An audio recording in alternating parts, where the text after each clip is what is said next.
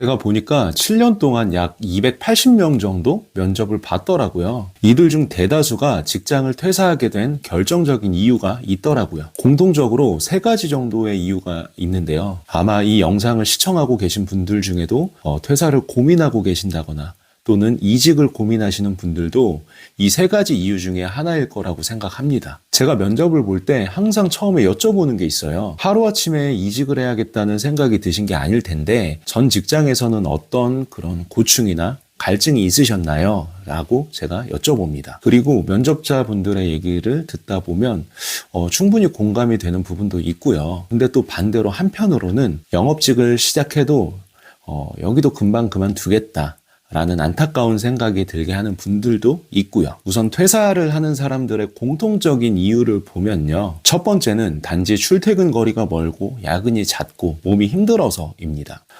저는 개인적으로요, 좀 충격이고 이해가 안 되는 부분이긴 한데요. 단지 이런 이유 하나만으로 퇴사를 하는 사람들은요, 사실 솔직하게 말씀드리면 영업직을 도전했을 때 전 직장보다 더 빠르게 퇴사할 가능성이 높습니다. 그리고 실제로 데이터도 그렇고요. 힘들면 오르막길, 편하면 내리막길이라는 얘기가 있는 것처럼요. 힘들지 않고 성공하고 잘 될 수 있는 일은 세상에 절대 없습니다. 게임하고 놀고 가족하고 시간 보내고 그런 것들보다 일하는 게 더 즐겁고 좋은 사람은요, 타고난 워커홀릭 그런 유전자를 가진 사람이지만 대다수가 그렇지 못하죠.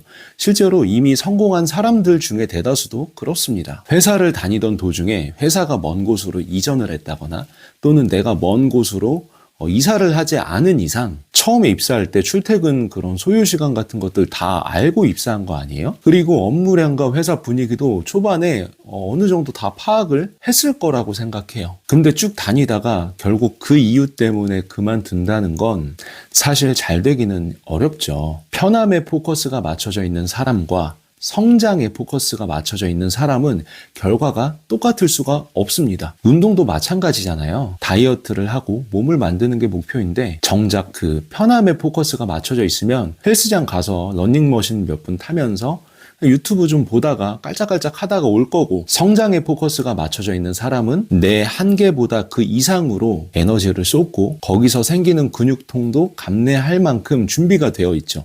당연히 결과는 누가 좋을까요? 당연히 후자가 몸이 더 좋아지겠죠. 여러분들이 만약 그 편함과 성장, 이 2가지 다 만족하지 못한 상태에서 지금 이 첫 번째 이유에 대한 고민을 하고 계신다면 충분히 퇴사를 권고하지만 단순히 이 편함 한 가지에만 포커스를 두고 단지 힘들어서 퇴사를 고민하고 계신다면 신중하게 생각해 볼 것을 저는 권장합니다. 물론 선택은 본인의 자유죠. 2번째 이유입니다. 퇴사하는 사람들의 대다수가 겪는 2번째 이유는 사람이 싫어서입니다. 그냥 상사가 어떤 말을 해도 싫은 거예요. 분명히 나에게 도움이 되고 필요한 얘기들도 있을 텐데 그냥 그 사람이 얘기하니까 듣기가 싫은 거예요. 그냥 부정적으로만 들리는 거죠. 근데 이런 상사들은 특징이 있습니다. 좋은 성과에 포커스를 두고 이 파트너십으로 같이 나아가면서 먼저 더 많은 경험을 한 선배로서 해주는 조언이 아니고요. 그 이상의 오지랖을 부리고 권위적이고 내가 직급이 더 높다는 이유만으로 그에 대한 대우를 바라는 그런 보상 심리가 가득하고요. 그렇기 때문에 엉덩이가 무겁습니다. 일을 안 해요. 일을 안 하고 다 시키기만 하고요. 그리고 라떼는을 시전하죠. 그런 환경에 속해 있다면 충분히 퇴사를 고려해 볼 만한 가치가 있다고 생각합니다. 설령 연봉이 조금 낮더라도 윗사람에게 배울 점이 많고 보고 따라갈 만한 그런 표본이 되어주고 멘토링을 해줄 수 있는 그런 좋은 멘토가 내 사수 또는 상사라면 충분히 다닐 만한 가치가 있다고 생각합니다. 하루 24시간 중에서 오히려 가족보다도 더 얼굴도 많이 보는 사이가 직장 동료이고 상사일 텐데 그냥 그들과 함께하는 것 자체가 고통스럽다면 그 사람의 하루하루 24시간이 얼마나 초췌할까요? 배울 점이 없고 매사에 감정적이면서 우유부단하고 현재와 미래를 가지고 얘기하는 게 아니고 과거에 젖어서 과거만 가지고 얘기하는 상사 상사와 현재 함께하고 있다면 충분히 퇴사를 고려해 볼 만한 가치가 있다고 생각합니다. 마지막으로 세 번째 이유는요, 연봉의 한계를 느껴서입니다. 처음에 입사할 사회 초년생 당시만 해도 잘 알 수가 없어요. 그런 걸 잘 느끼지 못해요. 왜냐면 모든 게 처음이다 보니까 내가 어디에 소속된다는 거에 의미를 두고 돈을 버는 행위를 한다는 것 자체에 의미를 두기 때문에 크게 못 느낍니다. 근데 30대가 다가오면서 뭐 결혼도 할 거고 그러면 책임져야 될 가정이 생기고 늘 그늘막 같았던 그런 부모님도 서서히 그런 경제적인 기득권을 잃어가는 모습을 보고요. 은퇴도 이제 하시게 되고요. 뭐 건강 문제가 있을 수도 있고요.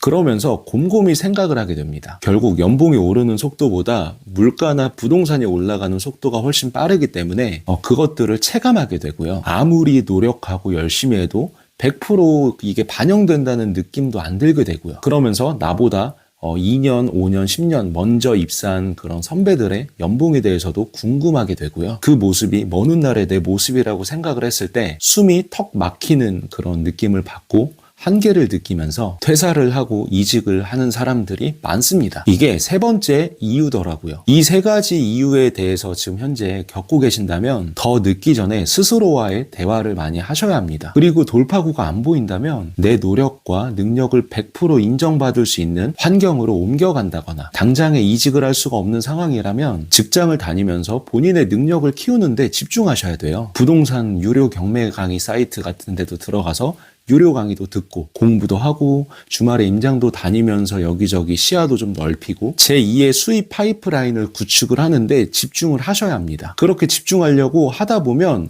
어느 순간 지금 고민하시는 것들의 절반 이상은 해결이 돼 있을 거예요. 교보문고의 그 이북 어플 아시죠?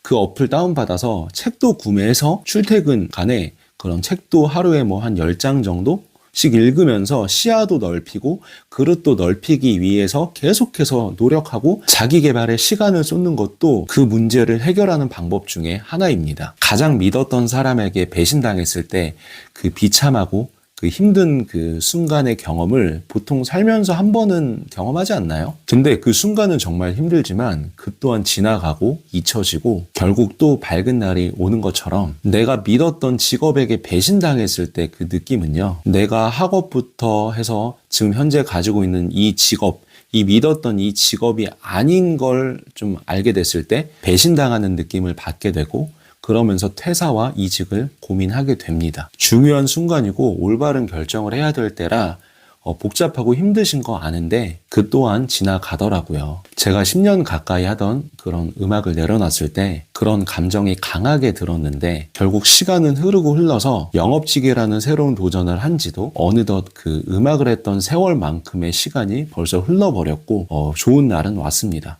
저한테는요. 여러분들 앞날에도 좋은 날, 밝은 날 그런 희망찬 날들이 오기를 진심으로 응원하겠습니다. 시청해 주셔서 감사합니다.